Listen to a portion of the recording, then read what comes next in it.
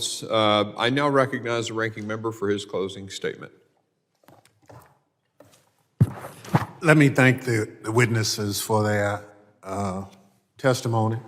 One of the charges we have as a committee is to collect information from witnesses just like you and hopefully fashion some form of legislation that can support what we've heard. I still believe in America. I don't see us becoming a bully. I see us still as a passionate country that understand oppression by other people. And part of that oppression is to try to come somewhere with a common ground. And so, you know, we all represent 700,000 plus people. And I say that to say that since I've been in this hearing today, I've gotten several messages from constituents who want to speak to me directly. And I'm talking about today. And sometimes that's a challenge for members. And I can only imagine what the president is faced with, given his challenges and all he has to deal with. But I support our law enforcement. I support our intelligence gathering agencies. And since I've been on this committee, since its inception, I've never voted against an appropriation for it. I question some of the policies, but I believe that we have to invest.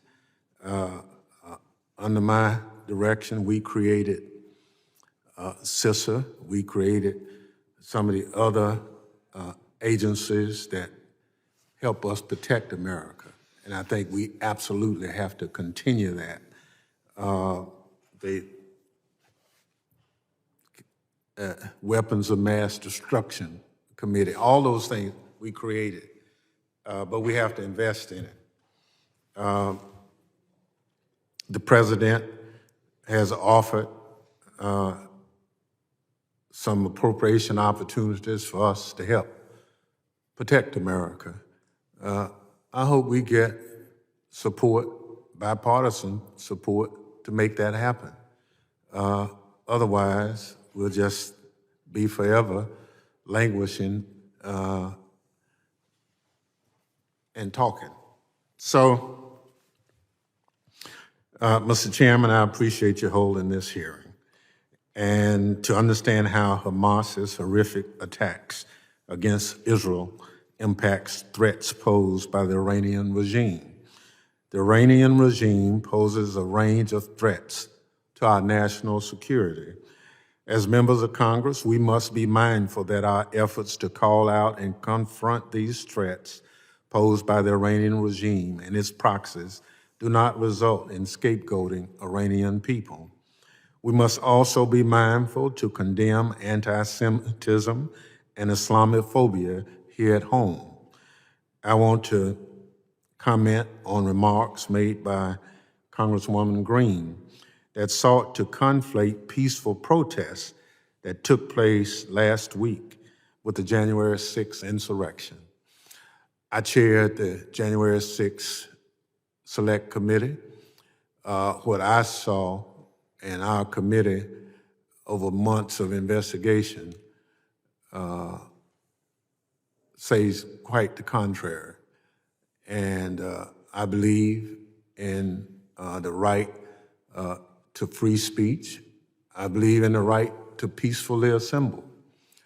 I'm from a part of the country that as a person of color, the law prevented that from happening until our federal government stepped in and created an opportunity that everybody in my state of Mississippi not could just vote, but could eat and sleep where they chose to. And that's the greatness of this country. And so I don't want to marginalize anyone. But what happened on January 6th was a travesty to this country, and that's part of that misinformation that some of you talked about here today. And it's that misinformation that causes some people to act in ways that's not normal and in some instances illegal.